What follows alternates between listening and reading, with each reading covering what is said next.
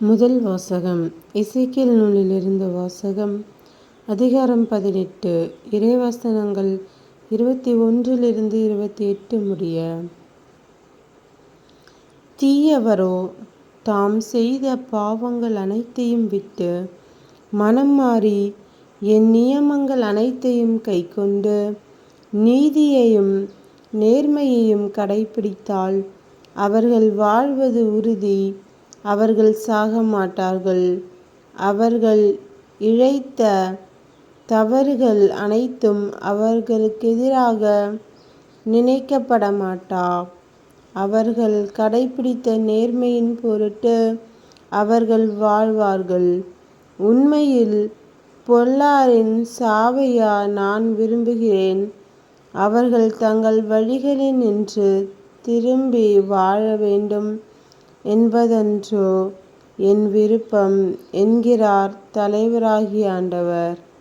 நேர்மையாளர் தம் நேரிய நடத்தையினின்று விலகி தவறிழைத்து பொல்லாரைப் போல் வெறுக்கத்தக்கவற்றை எல்லாம் செய்தால் அவர்கள் வாழ்வார்களோ?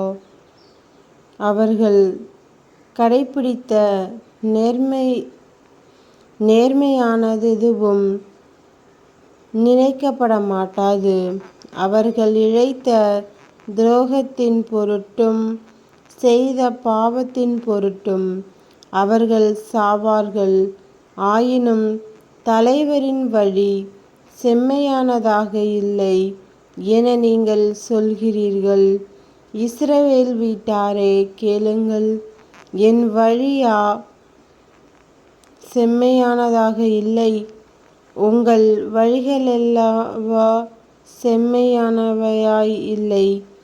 நேர்மையாளர் தம் நேரிய நடத்தை நின்று விலகி தவறிழைத்ததால் அவர்கள் தாங்கள் இழைத்த தவற்றின் பொருட்டு சாவார்கள்.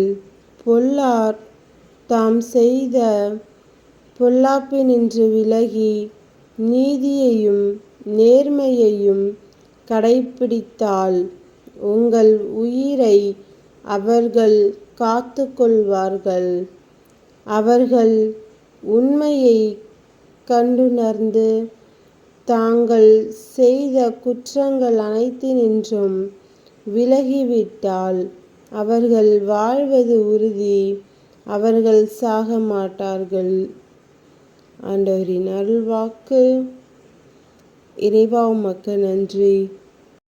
நற்செய்தி வாசகம். புனித மத்தேயு எழுதிய நற்செய்தியிலிருந்து வாசகம். அதிகாரம் 5. இறைவசனங்கள் 20 26 முடிய. மறைநூல் அறிஞர் பரிசேயர் ஆகியோரின் நெறியை விட உங்கள் நெறி சிறந்திருக்கட்டும். இல்லையெனில் நீங்கள் விண்ணரசுக்குள் நுழைய முடியாது என உங்களுக்கு சொல்கிறேன். கொலை செய்யாதே. கொலை செய்கிறவர் எவரும் தண்டனை தீர்ப்புக்கு ஆளாவார் என்று முற்காலத்தவருக்கு கூறப்பட்டிருப்பதை கேள்விப்பட்டிருக்கிறீர்கள்.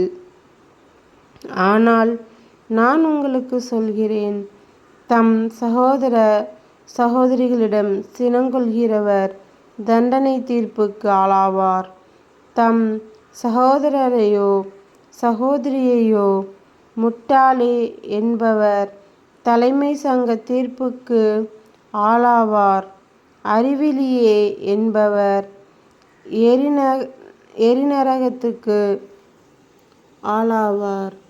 ஆகையால் நீங்கள் உங்கள் காணிக்கையை பலிபீடத்தில் செலுத்த வரும்பொழுது உங்கள் சகோதர சகோதரிகளுள் எவருக்கும் உங்கள் மேல் ஏதோ மனத்தாங்கல் உண்டென அங்கே நினைவுற்றால் அங்கேயே பலிபீடத்தின் முன் உங்கள் காணிக்கையை வைத்துவிட்டு போய் முதலில் அவரிடம் நல் உறவு ஏற்படுத்தி கொள்ளுங்கள். பின்பு வந்து உங்கள் காணிக்கையை செலுத்துங்கள். உங்கள் எதிரி உங்களை நீதிமன்றத்துக்கு கூட்டிச் செல்லும்போது வழியிலேயே அவருடன் விரைவாக உடன்பாடு செய்து கொள்ளுங்கள்.